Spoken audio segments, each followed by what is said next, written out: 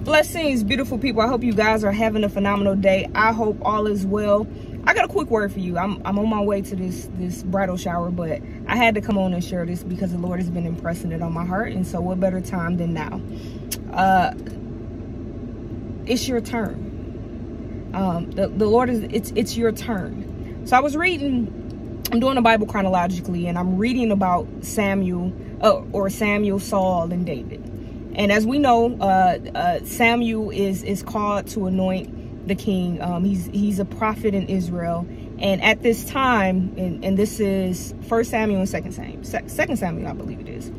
And Saul is king. The children of Israel have been, crying. They wanted a king like all the other countries. They had God as their king, but they wanted a physical king like the other countries. And so God gave them Saul. Saul disobeyed God. He didn't listen to God, and God ripped the kingdom from him. And then God sends Samuel the prophet to go and anoint the new king, which is David.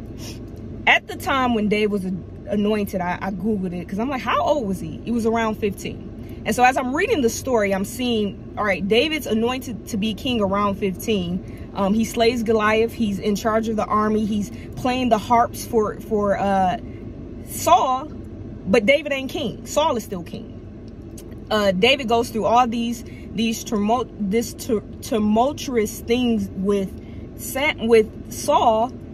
Saul trying to kill him, and still David isn't king. Well, later on in the story, Saul dies. Saul dies, and as I'm reading the story, I'm like, okay, it's David's time. It's time for David to become king. Well, no, and David does not become king when Saul dies.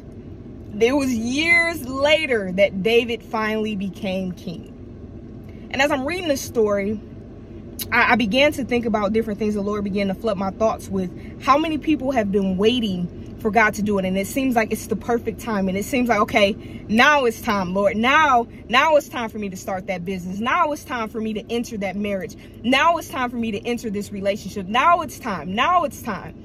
And as David had to wait until the perfect time, until the set time, he was 15 when he was anointed, 15 years later when he became, and there's a thing in the Jewish culture about being 30, that you're a man and you're ready to be the royal priest. And so he was 30 when he became king. Some of us are waiting, and God is saying it's your turn.